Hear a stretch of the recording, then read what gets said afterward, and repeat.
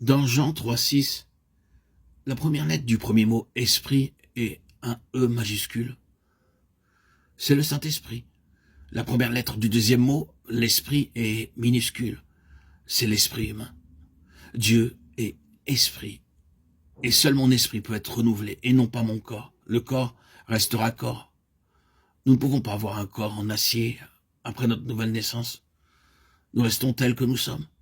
Nous devons manger, nous devons travailler, nous sommes fatigués, lassés.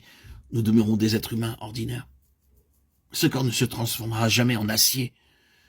Mais dans mon esprit, je peux être renouvelé et devenir une nouvelle personne avec de nouvelles facultés.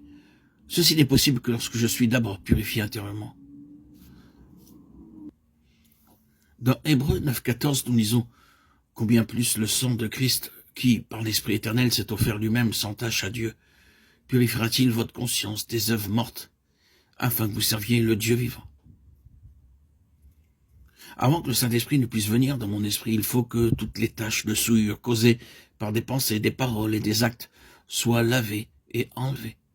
Dieu a placé un appareil enregistreur dans nos cœurs. Chaque mot que nous prononçons, chaque pensée, ce que nous faisons, sont enregistrés silencieusement dans la conscience. C'est l'appareil enregistreur de Dieu. C'est pourquoi sur leur lit de mort, des hommes sont souvent troublés par une conscience souillée. J'ai vu des gens dans la terreur. J'ai lu que des hommes tels que Voltaire, le célèbre agnostique français, avaient coutume de se moquer de Dieu et de le ridiculiser dans bon nombre des livres qu'il écrivit. Dans ses conférences, il parlait contre Dieu, mais sur son lit de mort, tout tremblant de terreur, il poussait des cris.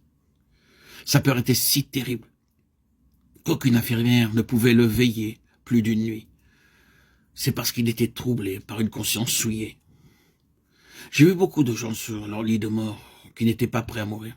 « Vous en prie, faites quelque chose », plaidait-il. Certains font la charité afin que miséricorde leur soit faite. D'autres, comme les païens, désirent des cérémonies à cause de la crainte de la mort. En fait,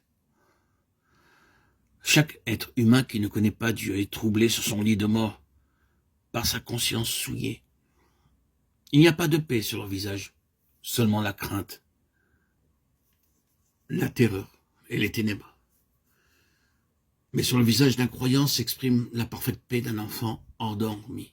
Dieu déclare dans Jérémie 17:1, « Le péché de Juda est écrit avec un burin de fer, avec une pointe de diamant.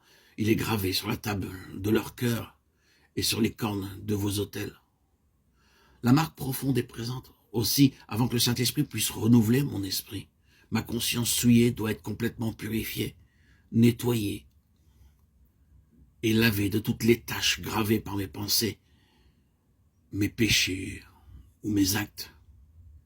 Et ceci est uniquement possible par mon Seigneur et par son précieux sang.